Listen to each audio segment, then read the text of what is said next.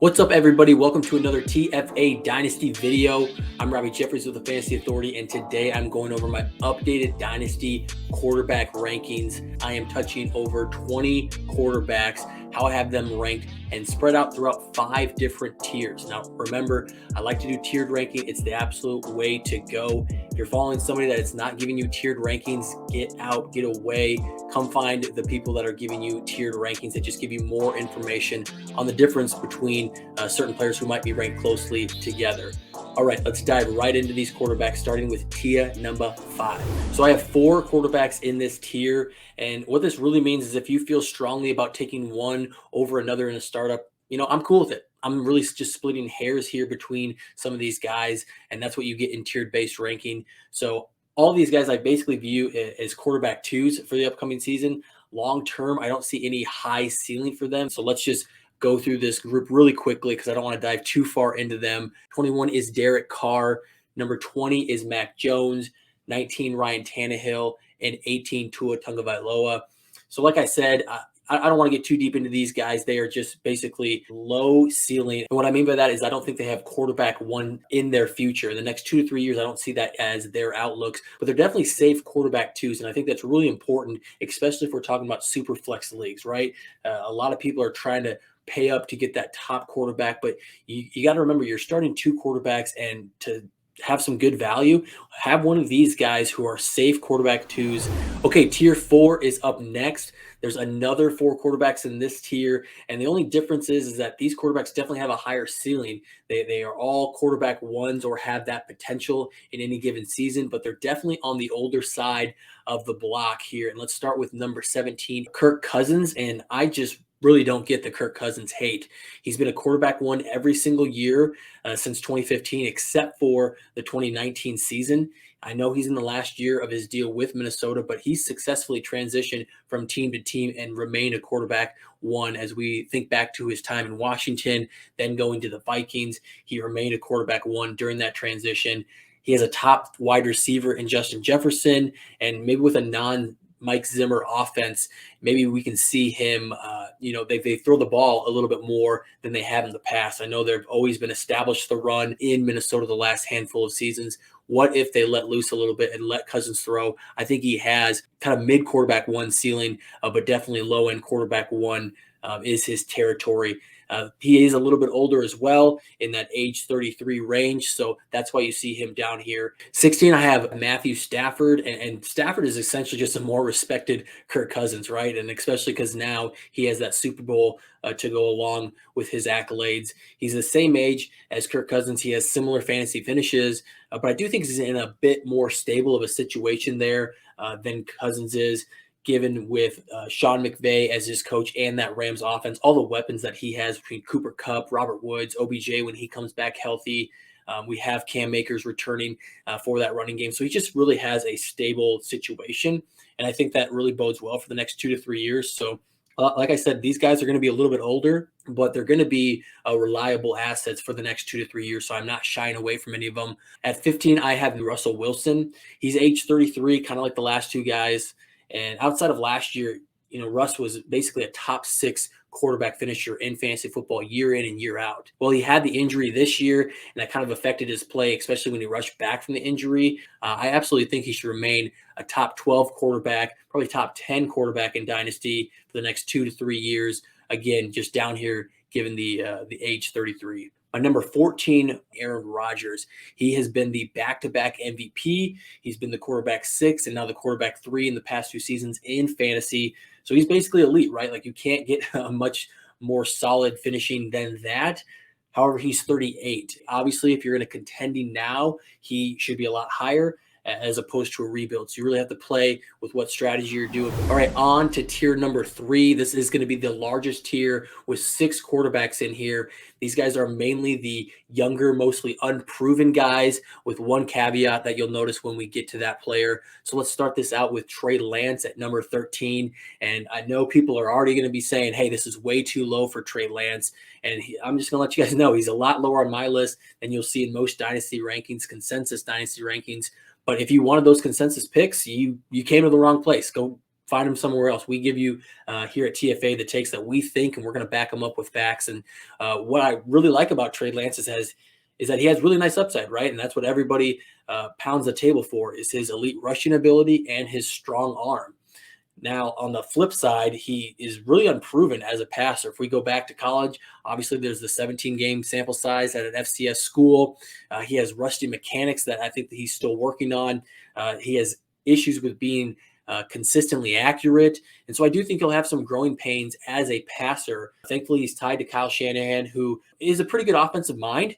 We've seen him have success with Matt Ryan from quarterbacks, and obviously we know his running game prowess.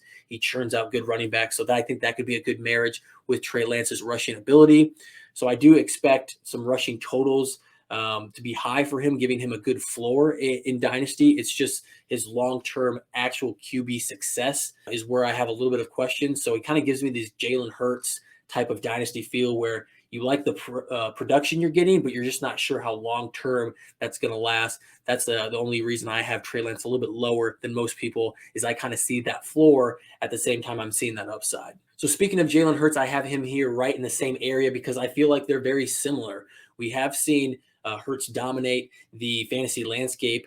If we go back to last year, we saw 9 weeks of him scoring 20-plus fantasy points in a 4-point per passing TD league.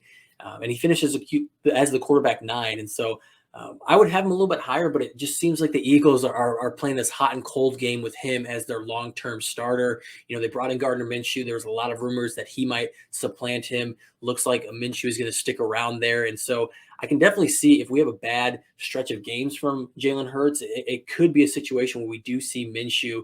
We did see Hurts struggle from game to game. It seemed like he'd have a good game and then a down game. It's kind of a roller coaster of a season, but he did kind of end the season on a little bit of a lower note. So let's keep our eyes open and see what happens in the situation. Very volatile player, but I think he's worth the risk just due to how well he does in fantasy from week to week. So that is why Jalen Hurts will be at number 12 for me. At number 11, it's going to be Zach Wilson, and I'm going to be the one that's higher on Zach Wilson than most of the fantasy industry.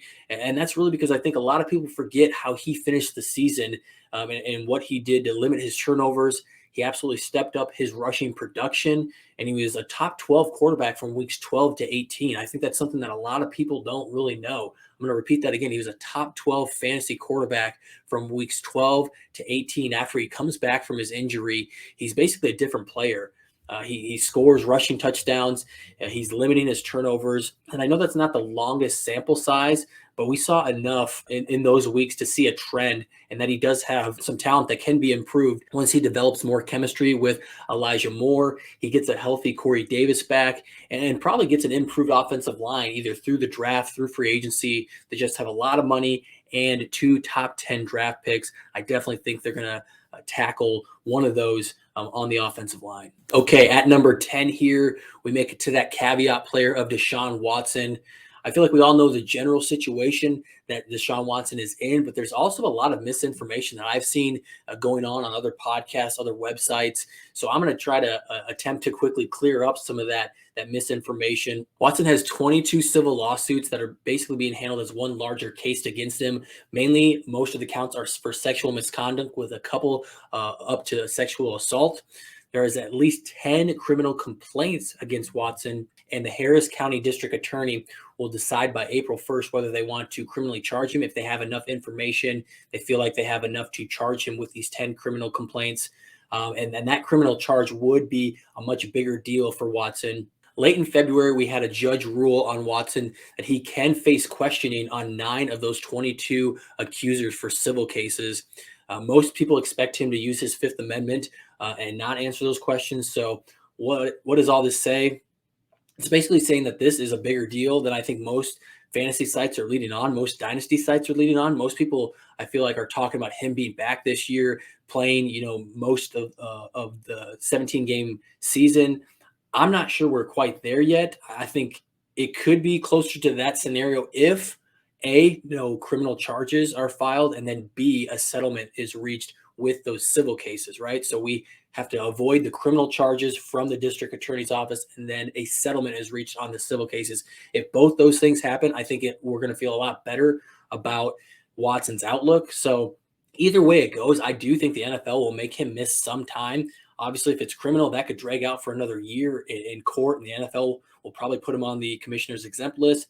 Now, if it's just civil, when we get a settlement, maybe Goodell just slaps on a 4, 6, 8 game suspension, one way or the other. I do think we have a top 5 quarterback who's only 26 years old. So that's the upside, right? We have a guy that's just produced year in, year out when he's on the field, and he's still young, but also has a lot of this stuff that I don't think is quite behind him. So that's that risk reward and why he lands here at number 10. All right, at number 9, I have Justin Fields, and I'm also going to lump in number 8 in Trevor Lawrence because I feel like I view these two players very similarly. Both of these guys had their fair share of struggles as rookies. They had questionable coaching. Okay, really bad coaching. If we look at Trevor Lawrence's situation, they had less than ideal talent surrounding them, I think, at the wide receiver position. And honestly, to be fair, they had bad play in their own right. There's no denying that they just struggled themselves. But I'm not bailing on either one of these guys after just 1 year. I know that they are two of the better prospects that we've had come into the NFL over the last handful of years. They both have new coaching situations, which I do think will be a refreshment for them. Sometimes we get a little bit nervous of changing coordinators and changing coaching staffs, but I think in both of these situations it was definitely needed. And so I just have Trevor Lawrence just slightly higher. I know that Fields has a higher rushing floor, but I don't think we should sleep on Lawrence's ability to run and get yards with his legs. He showed that in his first year. I do think he can do that. And I just think the Jags have more financial flexibility to help put more around Lawrence and kind of give him what he needs to give him this slight edge. But both players are very close for me at 8 and 9, finishing up this tier. That tier was very scary to go through. I feel like we should call it the biker girlfriend tier. You're a little bit scared of her, but she brings around some fun and some excitement. I'm getting off track, so let's just move on to our tier 2 guys. I've got 4 guys in this tier. They're extremely safe quarterbacks, but they don't really cost that elite price that you have to pay when we talk about these final 3 quarterbacks in tier number 1. They're basically consistently top 5 quarterbacks or in that conversation, and none have age concerns, so we're not worried about a decrease in ability anytime soon. Let's start it off with Dak Prescott, who is the elder statesman of this tier. Now, you can make an argument in a startup that you might want to go for the youth in a Fields or a Lawrence or some of those other guys, and I can kind of understand that in a startup, but for the most part, I'm going to trust what I've seen from Dak Prescott, and we've had top 5 finishes from Dak Prescott. And the second piece is the jury's still out on those younger guys. So despite that, he's nearing his age 30 season. I think he's a near elite fantasy quarterback. What's holding him back a little bit was in 2021, his rushing numbers did take a little bit of a hit as he came back from an ankle injury that he suffered in 2020. So that's something to monitor. He had his lowest rushing total. We need to kind of monitor that, see if he's kind of on that tier break. But right now, he continually finishes as a top 5 or around there quarterback. Going to our number 6 guy, we're going to flip the script a little bit where Dak struggled a little bit with his rushing. Lamar Jackson in 2021 struggled a little bit in his passing production. You know, we knew that Jackson was unlikely to repeat his 9% TD rate from his 2019 MVP season. He did take a step back in a lot of those metrics, including his adjusted yards per attempt, his sack percentage, and his interception rate. They all went the wrong way for the Ravens. And so he's still an elite talent, but it's just not quite as elite as we used to think after that 2019 season. I do think he'll be better than he was in 2021, which is still very good. He has an actual legit rushing threat in J.K. Dobbins returning for him in 2022. And I think this is a team that works through their run game. And with J.K. Dobbins getting him in better situations, I think he only improves from his 2021 totals. All right, at number 5, we have Joe Burrow, Joe Cool, Joe Shiesty, Joey Franchise, whatever nickname you want to use. There's a lot to like about what we saw from Joe Burrow from year 1 to year 2. And a lot of that comes with getting a talent like a Jamar Chase. I mean, when you have Chase, Higgins, and Tyler Boyd, it's arguably the best trio of wide receivers in the league. And so if Cincinnati can just improve on their offensive line, I'd say the sky's the limit. Now, I will say he has a lack of rushing upside, which keeps him in this tier and outside of that elite tier. And he really had an insane yards per completion last year. I know when you have Chase and Higgins and Boyd, you know, that's going to push that up. But Joe Burrow was at a level where it is likely to regress. So just those 2 little factors keep him in this tier and not in tier number 1 for me. All right, last in this tier at quarterback number 4 is Kyler Murray. Kyler is the youngest of this tier at age 24, but he'll be 25 years old along with Lamar and Burrow at the start of the 2022 season. So I'm not really worried about all this media drama that we've seen with the Cardinals, him taking, the Cardinals off of his social media. I think more and more this stuff matters less and less to me. Unless I hear for sure that his agent has talked about him seeking a trade, I just think it's a leverage thing. He's getting close to his contract negotiations and he wants to have leverage. He wants to say that, hey, there's a chance I could leave if you don't pay me X amount of money. And so I just think that that's part of what he's doing. I think this will be a forgotten story by draft day. And by draft day, we might know a little bit more about this situation of the weapons around him, right? Because we have 2 running backs that are entering free agency. 2 of his top 3 wide receivers are entering free agency. So there's a little bit of concern there with his weapons, but he's improved each year as a passer. So I do think that that is a big plus for me where, despite what his weapons have done, he's been able to improve each year. And then he's an elite rusher, really second only to Lamar Jackson, in my opinion. So he's a lock top 5 quarterback each year, assuming he has health. All right, to the cream of the crop, the top of the line, the creme de la creme, tier number 1. We have our final 3 guys, and these are your top 3 picks in your Superflex startups. They're your top assets that I'm really not considering trading at all at this point. They're all young, proven assets, top 3 when they're healthy. So without further ado, let's start with number 3. That is Justin Herbert. And some might say it's kind of bold to have Herbert in this tier, but I say bah humbug to that. Herbert finished as a quarterback 7 in points per game in his rookie year. Fantastic for a rookie season. And then he finishes as the quarterback 2 this past year. And so, just on that standard alone, he's already showed consistency and improvement in his first 2 years. And what does he have behind him? He has a fantastic offensive system. He has great weapons like Keenan Allen and Austin Eckler.